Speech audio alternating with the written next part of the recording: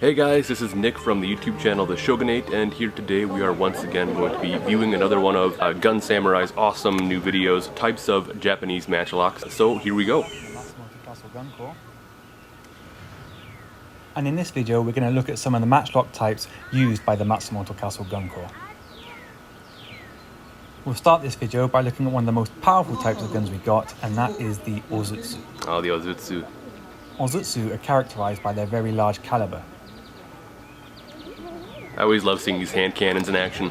During the feudal era of Japanese history, this was measured in monme. With a caliber of 20 monme or more, the matchlock is defined as an Ozutsu. In modern measurements, that means a barrel diameter of 23.1 millimeters. These types of guns were and still are hard to operate. They were expensive and required a lot of training, so were usually found in the hands of samurai. Makes sense, makes sense. Moving on to Zamazutsu, these guns were typically held for pre-prepared defensive positions such as castles, trenches, and ships. Okay. Their length allowed them to protrude out of the loophole, or zama, thereby giving them the name Zamazutsu, or loophole some of the gun. holes in castles. As they were typically very long guns, they required a crew of 2 to operate them. As you can see in the video above, one gunner rests the gun on their shoulder, whilst the standing gunner loads it. Many of these guns were between 1.2 and 1.5 meters in length, but their caliber was not too dissimilar to any other typical gun found on the battlefield. Okay, interesting. However, the length of the gun allowed them to shoot a little bit further, and being made of a heavier design, it allowed for greater gunpowder and therefore greater velocity in the shot. This would have been the one that probably shot Takeda Shingen, if that story is true at all. Of advancing troops.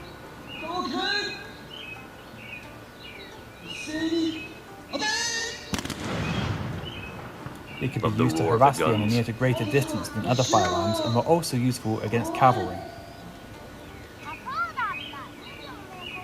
Custom made for the samurai class, samurai jutsu are unique weapons. Samurai jutsu. The guns themselves had a greater caliber than most kinds of guns. This put them into a category above infantry guns and even the zamazutsu, but below the ozutsu caliber. Samurai jutsu and chujutsu would often have a similar caliber.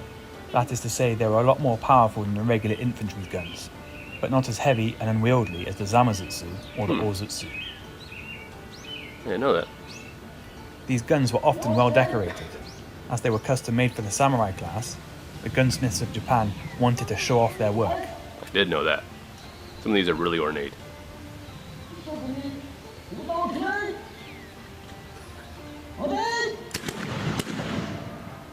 Even after the Warring States era, many of these guns were produced for the samurai.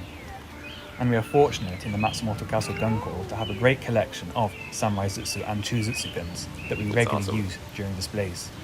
As with all matchlocks, the loading and firing process can be quite laborious, so firearms tactics were developed for the samurai to use these guns in combat.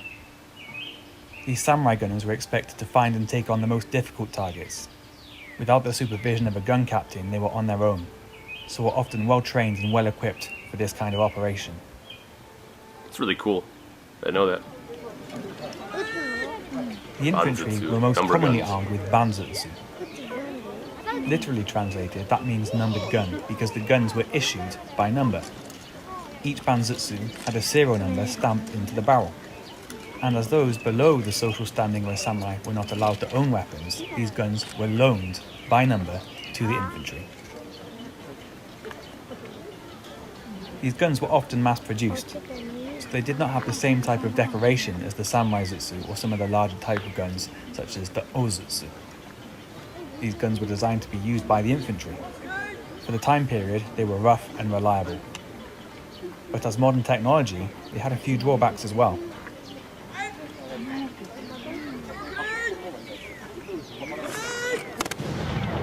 We've already spoken about the loading time of the samurai jutsu.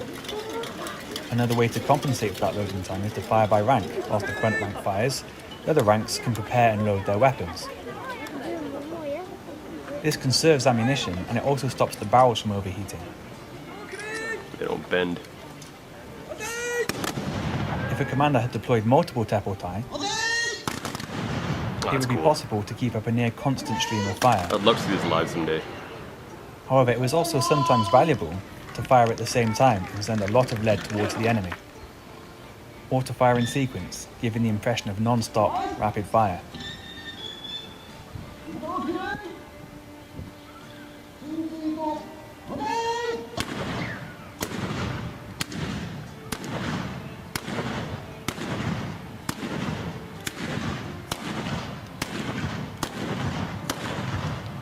Enemy advancing towards a position like this could expect to receive a lot of fire.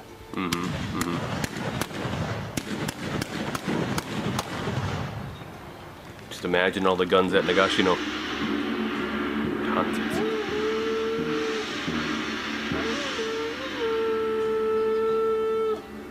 Finally, we come on to the smallest type of matchlock, and that is a tanzutsu. Tanzutsu, which are basically matchlock pistols, was sometimes carried by the cavalry, although the Bajozutsu was also designed for this. I hope you've enjoyed this video about the types of guns we use at the Matsumoto Castle Gun Corps. Don't forget to like and subscribe, because soon we'll be uploading some more festival footage from our 2022 season. It's great stuff. I'm glad that the festival season's going on and they're allowed to go out there and continue to show this off to the community. I know it probably was rough during the height of COVID when a lot of that wasn't available. So it's great to see that that's all coming back. Yeah, I love this stuff. I love that Gun Samurai here has been putting out all this great content like this. Yeah, once again, I'm Nick from the YouTube channel The Shogunate, and I'm happy to be here and happy to check out more of Gun Samurai's videos.